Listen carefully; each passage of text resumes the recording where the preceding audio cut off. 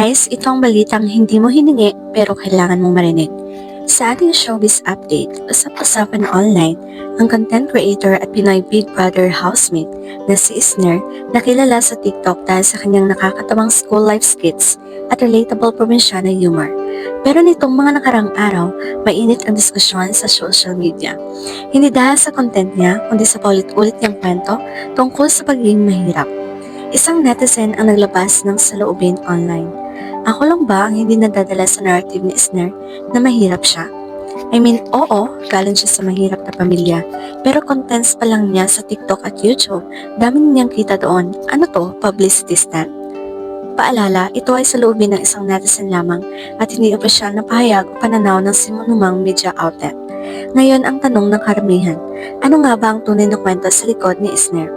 Ayon sa mga lumang interview at sa ilang clips sa PBB, lumaki si Isner sa Davao del Sur at galing nga sa simpleng pamilya. Isa siyang masipag na estudyante noon at naging content creator bilang libangan sa gitna ng pandemic.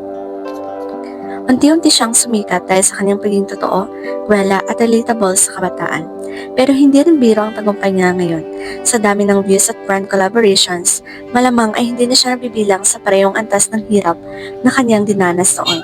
Ika nga ng iba, galing siya sa hirap pero hindi na siya naghihirap ngayon. Kaya sa tanong kung nagpapaawa ba siya para lang makapasok sa Big Four, ayon mismo sa mga supporters ni Isner, hindi siya nagpapakaawa.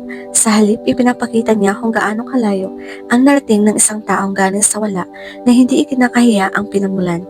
Dagdag pa ng ilang fans, ito raw ay inspirasyon at hindi eksploitasyon. Iba raw ang pagbabalik tanaw sa nakaraan kaysa sa pagiging manipulative para lang sa boto. Sa dulo, ang boto ng tao pa rin ang magdidikta kung karapat-dapat si Isner sa Big Four.